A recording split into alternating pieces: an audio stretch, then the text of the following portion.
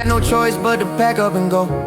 Head to New York with nowhere else to show. But in New York he met the hardest class he's seen. 6 teachers had quit and the kids were mean. On the very first day, they brought him down low. The toughest girl threw her books on the floor in a show.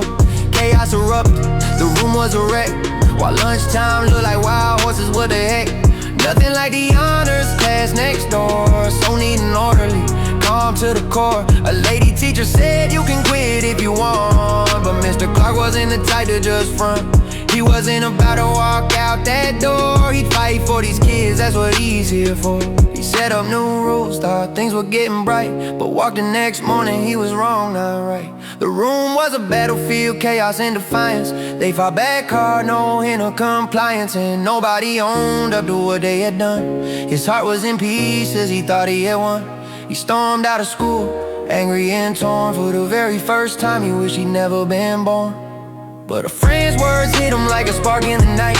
He picked up his courage, he stepped back in the light. He studied each student, what they love to do, and tailored his teaching to break through to them too. But the principal didn't like what he saw, called him to the office, said you're breaking the law, you're ruining the reputation of this whole school. But Clark wouldn't back down, that's not his rule. He made a bet with the principal that day. 6 months from now, every kid passes, that's what I say. The principal laughed, said it couldn't be done. You're dreaming, Mr. Clark, you're the only one.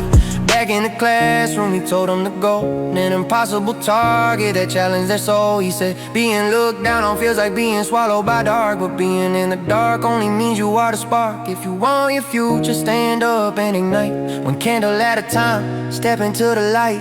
One by one, the students walked up to the flame, each lighting a candle, no two were the same. In that very moment, they started to believe that Mr. Clark was the miracle they could receive.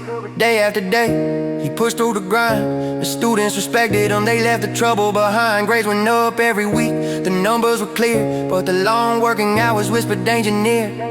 Less than a month left till the final exam. He couldn't give up now, he was doing all he can.